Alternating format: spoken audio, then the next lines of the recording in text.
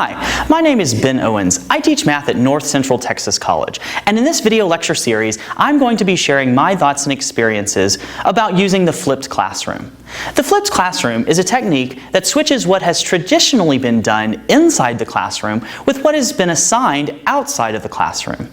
Now, the traditional approach has been for the teacher to present a lecture during class and then assign homework problems for the students to work outside of class. A flipped classroom is one where students are given online video lectures to watch outside of class, and in-class time is spent on working problems together or doing some other type of interactive learning. Now, if you teach literature, you're probably thinking, yeah, that's what we've always done. Almost all literature classes are designed to where the students are assigned outside reading, and in class there are discussions or other various interactive or at least active learning activities. Obviously, an English teacher is not going to stand in front and read the Scarlet Letter for the entire 50 minutes. But in math classes, this is very much the way the classroom time is often spent.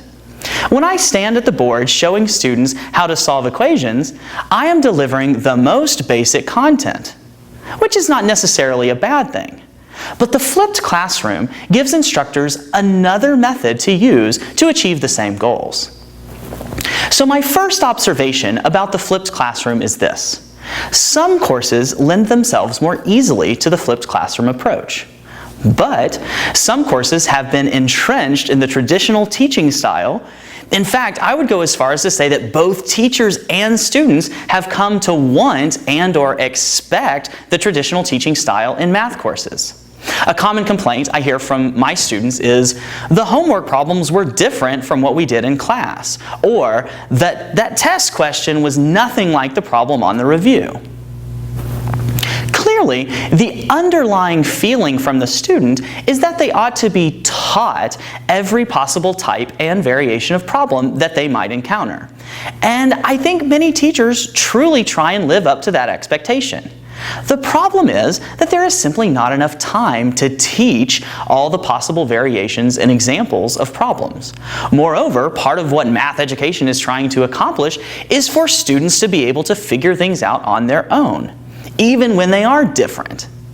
At the very least, using a flipped classroom technique allows teachers to take some of the easier content that would typically be covered in class and move it to something that the student can do on their own.